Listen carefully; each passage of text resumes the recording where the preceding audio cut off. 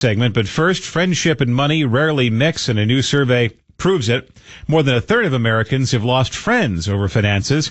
Joining us on the Village of Bedford Park business line, reminding you to bring your business home, is Craig Bolanos, co-founder and wealth advisor, VestGen Wealth Partners in Inverness and Downers Grove. Craig, thank you for joining us today. And instances of friends and money, when you think about this particular subject, Craig, you think about maybe loaning a friend hundreds, maybe thousands of dollars to make ends meet or to invest in their business. But you are also dealing with friends and money situations in such mundane settings as a restaurant or happy hour.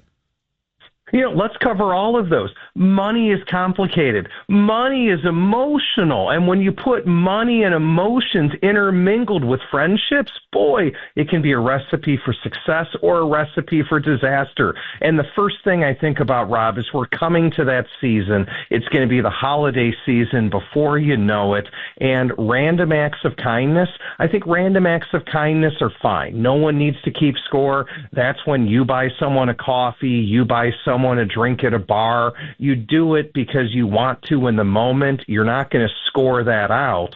But if we start talking about loaning money, people, a loan is one thing. A financial bailout, that's something different in its entirety. And let's start off with some of the more mundane situations. You talk about buying somebody a drink, but there are some situations in which you have a group of friends together and it's like, oh, we're all going to split the bill, right? Yeah. Well, then we're going to order from the top shelf cocktail menu and premium appetizers and really run up this bill because 5 people are going to pay for it, even though your 1/5 may be outside the budget.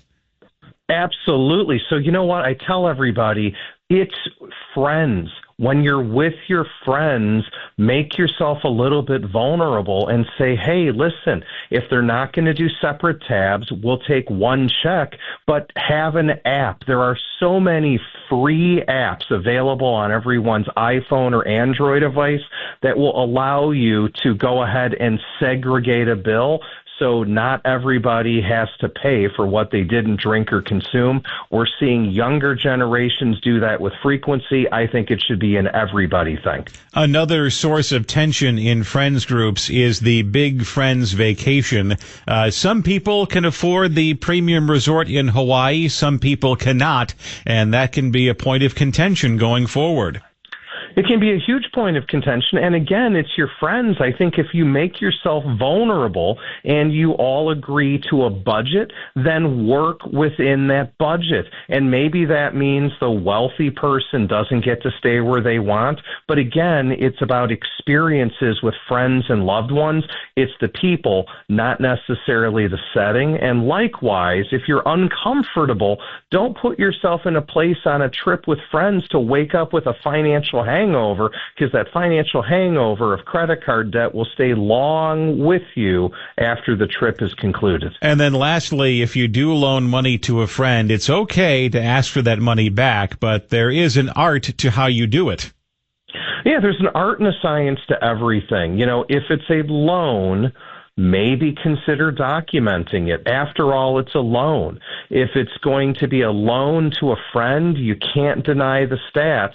At least a third of those loans are never going to get paid back. So really decide, is this a business deal?